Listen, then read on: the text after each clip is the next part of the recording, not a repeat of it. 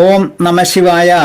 ജ്യോതിഷ രത്നം ചാനലിലേക്ക് ഏവർക്കും സ്വാഗതം. ഈ വീഡിയോയിൽ ഒരു ജാതകന് ജീവിതത്തിൽ ആരിൽ നിന്നുമാണ് ധനം ലഭിക്കുവാൻ യോഗം ഉള്ളതെന്നും ഗ്രഹനിലയിലെ അതിനുള്ള സൂചനകൾ കണ്ടെത്തുന്ന വിധവും പറയാം. ജ്യോതിഷ വിഷയത്തിൽ താൽപ്പര്യവും വിശ്വാസവും ഉള്ള ഏവരെയും പുതിയ ഒരു വീഡിയോയിലേക്ക് സഹർഷം സ്വാഗതം ചെയ്യുന്നു, ക്ഷണിക്കുന്നു. ലഗ്നഭാവത്തിൻ്റെയോ ചന്ദ്രൻ നിൽക്കുന്ന രാശിയുടെയോ അഥവാ ചന്ദ്രലഗ്നത്തിൻ്റെയോ 10ാം ഭാവത്തിൽ സൂര്യനാണ് നിൽക്കുന്നതെങ്കിൽ ജാതകന് പിതാവിൽ നിന്നും ധനം ലഭിക്കുന്നതാണ്. 10ാം ഭാവത്തിൽ ചന്ദ്രനാണ് നിൽക്കുന്നതെങ്കിൽ ജാതകന് മാതാവിൽ നിന്നും ധനം ലഭിക്കും.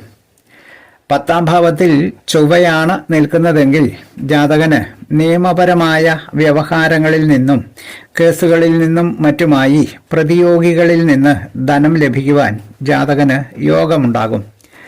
10ാം ഭാവത്തിൽ ബുധനാണ് നിൽക്കുന്നതെങ്കിൽ ജാതകന് ബന്ധുക്കളിൽ നിന്നാകും ധനം ലഭിക്കുന്നത്.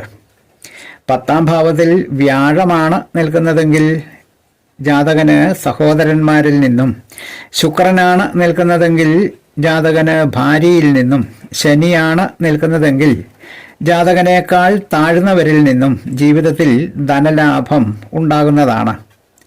10ാം ഭാവത്തിൽ ഒന്നിലധികം ഗ്രഹങ്ങൾ നിൽക്കുന്നുണ്ടെങ്കിൽ അതിൽ ഏറ്റവും ബലവാനായ ഗ്രഹം ആരാണോ ആ ഗ്രഹത്തിന് പറഞ്ഞിരിക്കുന്ന വ്യക്തിയിൽ നിന്നും ധനം ലഭിക്കുന്നതാണ്.